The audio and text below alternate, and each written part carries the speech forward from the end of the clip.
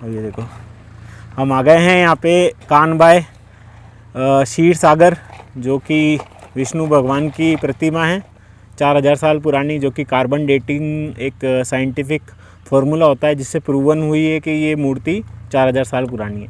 और ये देखिए आप, ये एक रास्ता है, ये जा रहा है, या टू व्हीलर वाला रास्ता है और ये 4 व्हीलर के लिए थोड़ा सा आगे से है। तो हम 2 व्हीलर वाले रास्ते से जा रहे हैं जो कि 500 मीटर है इधर से। जो ये रास्ता है आगे मोतीसर जा रहा है, ये पुष्कर से 5 किलोमीटर 6 किलोमीटर दूर है मात्र। हम आ गए हैं रास्ते पे, थोड़ा सा ऑफ रोडिंग वाला रास्ता है। हम तो हमारे ओला स्कूटर पे ही आ गए हैं, बाकी आप 2 व्हीलर एक्टिवा पे आ सकते हो, मोटरसाइकिल पे आ सकते हो। पुष्कर से मात्र 5 से 6 किलोमीटर दूर है रास्ता।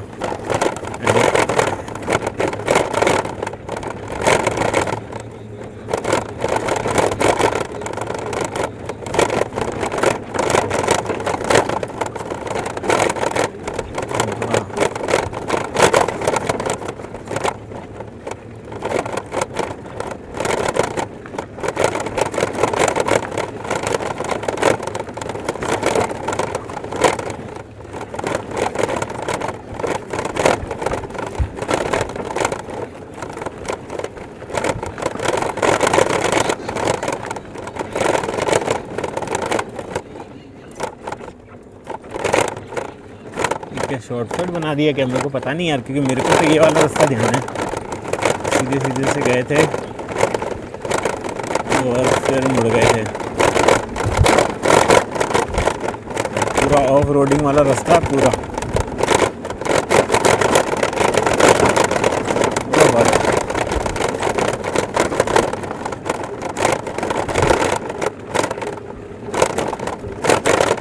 ये क्या हो गया, यहाँ गेट लगा दिया इन्होंने। तो यहाँ खेती, बहुत सब्जियाँ आती है अपने यहाँ पुष्कर से, बहुत खेती होती है, बहुत शानदार। पुष्कर में पानी भी बहुत अच्छा है। हाँ, पानी की आवक बहुत अच्छी है।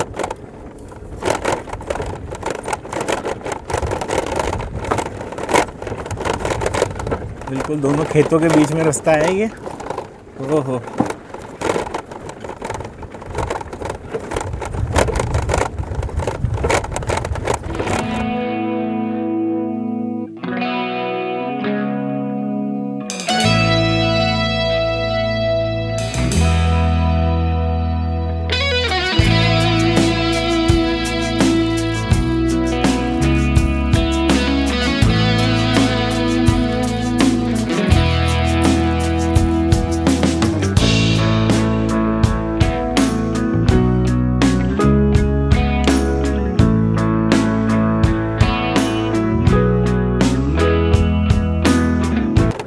जंग से बना हुआ है ओम, पूरा जंग जंग वाला पेंट है पूरा ओम। ओहो, आज के प्यार पुल्ला ना छोड़े। हाँ यही है, गेट खोल एंटर हो चुके हैं। बहुत ही क्या गाँव वाँव खेत वेत है, क्या सुंदर जगह है भैया, अल्टीमेट।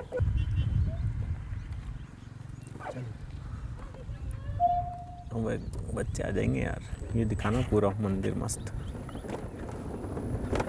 वाह, चारों तरफ हरियाली और सुंदर मंदिर है, बिल्कुल शानदार।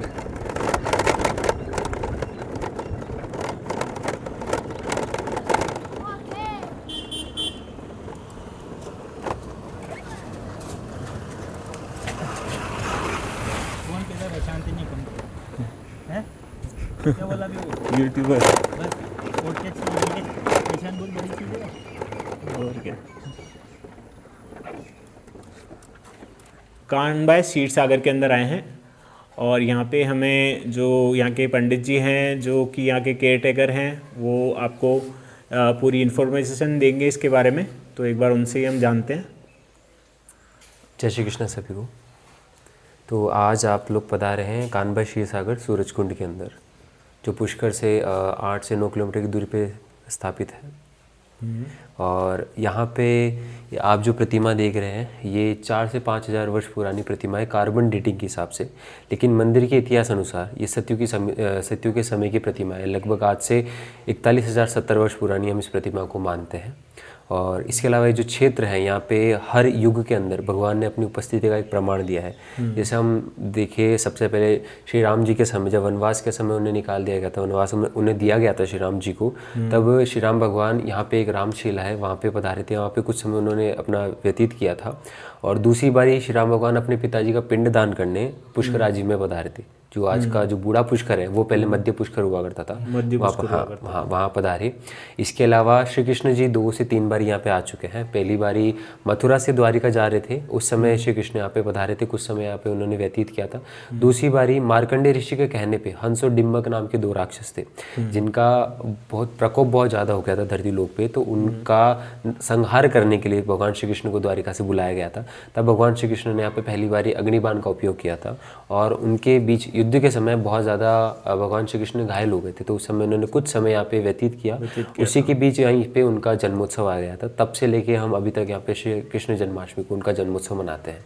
इसके अलावा पांडव जो थे अपने अनंता होटल है पुष्कर में, उसके पास में पांडेश्वर मंदिर है, वहाँ पे भी पांडु पधारे थे, जैसे हमने नागपाड़ी जिसको हम कहते हैं। हाँ, तो वहाँ पे पांडव पधारे, पांडवों ने भी यहाँ पे तपस्या करी है, जो स्थान है यहाँ पे। ये जो हमें ना इस जो हमारी प्रतिमा है श्री हरि विष्णु जी की, इसका इतिहास भी जानना चाहते हैं कि ये प्रतिमा जो आप क्षेत्र है यहाँ पे, ये जो पुष्कर का क्षेत्र हो गया, ये सूरजकुंड का क्षेत्र हो गया, यहाँ पे भगवान विष्णु का धरती पे पहला पदार्पण यही हुआ था। मतलब भगवान विष्णु ने धरती की जब संरचना करी, उसके बाद जो भगवान विष्णु का पहला पदार्पण था वो इसी क्षेत्र पे था, क्षीर सागर में हुआ। हाँ, यहीं पे इसी क्षेत्र पे हुआ था। यहाँ पे पदार्पण करने के बाद भगवान विष्णु ने अपने एक पैर पे 9000 वर्ष तक तपस्या करी, और भगवान शिव ने भी एक पैर पे 9 से 9.5 वर्ष तक तपस्या करी।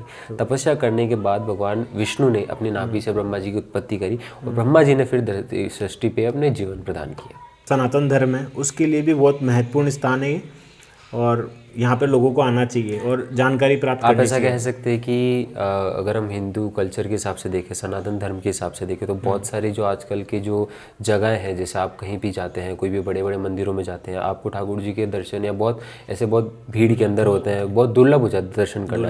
भगवान के दर्शन ऐसे होते हैं कि हमारे बस भगवान, हमारे नेत्र भगवान के नेत्र से मिल जाए तो एक वो मुख के दर्शन होते हैं, लेकिन दर्शन करने का भी एक तरीका होता है। पहले चरणों के दर्शन होते हैं, भगवान के हर एक अंग का दर्शन किया जाता है। आजकल के मंदिरों के अंदर जो बड़े बड़े मंदिर हैं, वो दर्शन करना बहुत दुर्लभ हो चुके हैं। आपको बहुत घंटों भीड़ में लगने के बाद भी आपके द्वारा जो भी भोग आप प्रसाद लेके आते, वो चढ़ाए नहीं चढ़ाए उसकी वो कुछ भी लोग नहीं पता, चढ़ाने भी देते, कई बार नहीं चढ़ाने देते। लेकिन ये जो ऐसे जो मंदिर है, जो ये वाले मंदिर, ये बहुत प्रिजर्व करके रखे गए। और जो हमारे पूर्वज थे उनका भी एक ही मानना था कि आज आप बड़े से बड़े मंदिर में जो आपको शांति से दर्शन नहीं, यहाँ पे आप आए हो, आप आराम से अपने ठाकुर जी के दर्शन करें।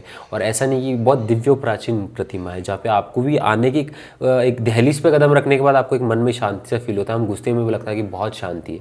तो वो चीज़ आपको यहाँ पे देखने को मिलेगी, और ये हमारे परदादाओं की देन है, और उन्हीं से हमारी पीढ़ी चलती भी आ रही है। पीढ़ी से आप इनकी सेवा कर रहे हैं। हम सेवा कर रहे कई हैं। मंदिर तो ऐसे बनाए गए हैं या उनका कोई भी साइंटिफिक प्रूव, यहाँ तो बिल्कुल एकदम साइंटिफिकली भी हिंदुज़म को जो मानते हैं, जो बोलते हैं कि नहीं हम तो साइंस से चलते हैं, उसमें भी हमारे पास ये प्रूफ है। शायद 2 बार कार्बन डेटिंग हो चुकी है कि 4000 साल तो आप मान ही लो, मिनिमम है 4 से 5000 वर्ष कितनी प्रतिमा साइंटिफिकली प्रूवन है। उससे पहले कितनी है तो देखो। उससे पहले कि वो हमारे जो हम मंदिर का वेद पुराण के हिसाब से 41,070 वर्ष मानी गई।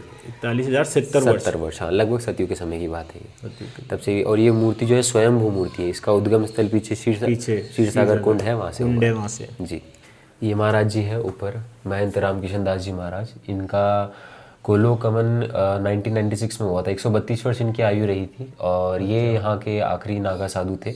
इन्होंने फिर हमारे दादाजी को अपनी गद्दी संभाली, फिर दादाजी से हमारा वंश यहाँ पे पीढ़ी दर पीढ़ी हमारी आरती कर रहा है। ये इसके बारे में, जैसे आप कानबाई टेम्पल के बारे में भी जानना चाहते हो तो ये गूगल पे आपको मिल जाएगा, फेसबुक पे आपको मिल जाएगा, नंबर दे रखे हैं, यहाँ पे आप कांटेक्ट कर सकते हैं। और ये पूरा सनातन धर्म की उत्पत्ति स्थल यही माना गया है सनातन धर्म की। तो ये पूरा हमारा स्क्रीनशॉट लेके भी आप देख सकते हो क्या क्या चीज़ है, पूरा प्रिंटेड है। कुछ भी कर रहा हूँ तो ये मुझे सक्षम इतना भगवान खुद बना रहे हैं और उन्हीं की सेवा बना रहे हैं, लेकिन इसका पूरा श्रेय पूरा सार हमें दे देते हैं। तो ये ठाकुर जी की इतना होता है, लेकिन भगवान जी को कहते हैं ना, तेरा तुझको अर्पण, क्या लागे सो मेरा, वो वाली बात है ये। ऐसा वो हम इतना सक्षम बनाते हैं कि सारी चीज़ें हम उनके लिए, उन्हीं के लिए हम हमारी तरफ से सारी चीज़ें कर पाए, लेकिन वो होता उन्हीं का ही है। धन्यवाद बहुत बहुत। इसका एक कुंती के जो पुत्र थे उनको मार दिया था, 5 पुत्रों को मार दिया था, क्योंकि लास्ट में कौरव के जो आखिरी बच्चे थे उन्होंने बोला था कि जाओ आप अश्वत्थामा को बोला जाके पांडवों को सोते हुए को मार के आओ। तो जब अश्वत्थामा गए तो वहाँ पे पांडव को तो श्री कृष्ण लेके चले गए थे, क्योंकि श्री कृष्ण ने बोला था आज हम कौरव से युद्ध जीत चुके हैं, अगले दिन हमें उत्सव की तैयारी करनी है, तो तुम चलो। पीछे बचे थे वो 5 पुत्र, तो 5 पुत्र वो कुंती के पुत्र थे, अर्जुन के पुत्र थे, तो उन्होंने अर्जुन को मार दिया था, अर्जुन के पुत्रों को मार दिया था, मेरा कहने का मतलब है। तो अर्जुन के पुत्रों को मार दिया तो अर्जुन बहुत तोष में आ गए थे। तो अर्जुन ने बोला था भाई अश्वत्थ मैं जो भी होगा मैं उसको सीधा मारूंगा मैं। तो अश्वत्थामा पकड़ के लाया था, मना किया था कि भाई मत मारो इनको, क्योंकि इनके पिता द्रोणाचार्य उनकी भी डेथ हो चुकी है, इनकी माता है, उनकी माता ने अपने पिता को खो दिया, पुत्र को भी खो दिया, तो वो विरह है वो सहन नहीं कर पाएंगे। तो फिर अर्जुन ने उनको वहाँ से जो बोला, फिर श्री कृष्ण ने अर्जुन ने पूछा श्री कृष्ण ने तो मैं क्या करूँ? तब बोला कि आप एक काम करो, मृत्यु से बड़ी चीज़ होती है किसी का अपने, हम जिसको बोलते हैं रिस्पेक्ट, सेल्फ रिस्पेक्ट, बोले इसको सभा के सामने इसको अपमानित करो। तो अश्वत्थामा को अपमानित किया, अपमानित करने के बाद अश्वत्थामा जा रहा था तो उसने ब्रह्म बाण चलाया था। उसने बोला कि भाई ये बाण चला के मैं जो उनकी जो आखिरी संतान है पेट में उसको भी ख़त्म करना चाहता हूँ मैं। तो उसने बाण चलाया तो वहाँ पे भागी भागी श्री कृष्ण के पास आए, बोले मुझे बचाओ। तो तब श्री कृष्ण ने 2 रूप धारण करे, एक रूप था सामने खुद का, दूसरा जिनके कोख में पुत्र था उनकी पांडवों का आखिरी, उस कोख में उन्होंने ब्रह्म बाण को आसमान के ही अंदर ख़त्म कर दिया था। तब बाहर सबने बोला कि भाई किसने बचाया? बोले ये आपकी भक्ति भाव ने बचाया, लेकिन कुंती को पता था कि इस पुत्र को किसने बचाया? आपने बचाया। तो वो ये ठाकुर जी की कि अगर हम कुछ भी अर्पण करते हैं, कुछ भी करते हैं तो वही उन्हीं का होता है, लेकिन वो श्रेय आज सामने आपको मिलता है। आज आप यहाँ पे कोई भी आओगे, भजन भाव करोगे, आप कुछ भी चढ़ाओगे तो सब बोलेंगे इसने चढ़ाया, लेकिन वो भगवान उसको इतना सक्षम करते हैं कि वो यहाँ पे आके भाव भक्ति भाव से कुछ चढ़ाए, कुछ करे। तो वो वाली बात है। तो हल्का सा उस पर ब्लैक की कोटिंग आ गई, लेकिन ये मेरा भी देखा हुआ एक सफ़ेद चक्र, ये शंख हुआ था करता था, ये पूरा शंख चक्र हुआ था, एकदम सारी है इस पर।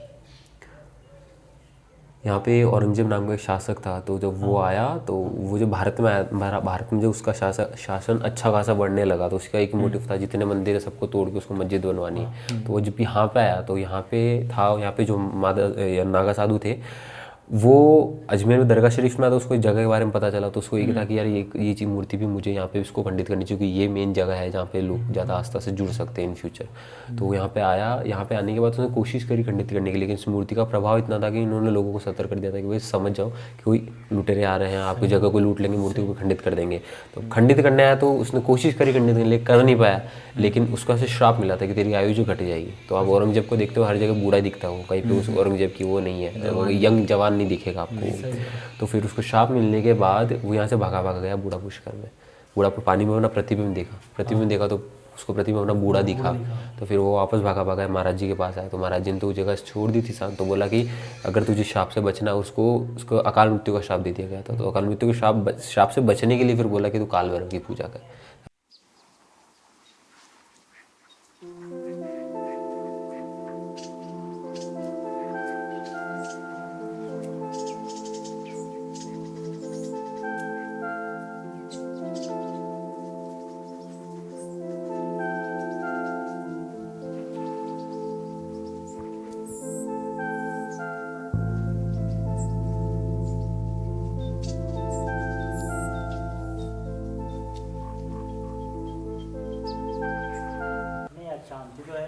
शांति है बहुत। अभी तो जैसे ये इस टाइम भी वो ये ऐसा आप कभी आप आओ, समर के अंदर आओ आप, मई में आओ आप, जून जुलाई में आओ आप, आपको इतना ऐसे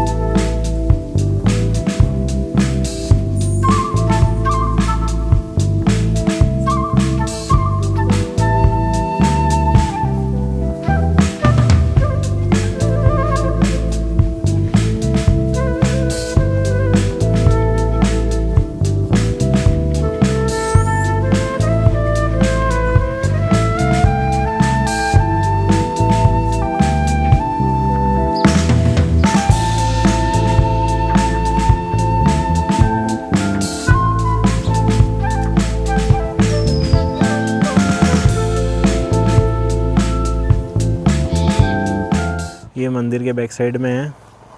ये हज़ारों सैकड़ों साल पुराना कुंड है। ये देखिए, इसको सूरज कुंड बोलते हैं। मेरे को लग रहा है जब भीड़ होती होगी जब करते होंगे ये। ओह, बहुत ही बैक साइड भी क्या लहरा रहा है झंडा।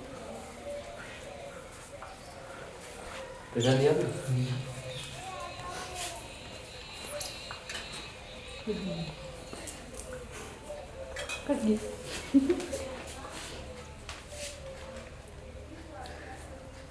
तो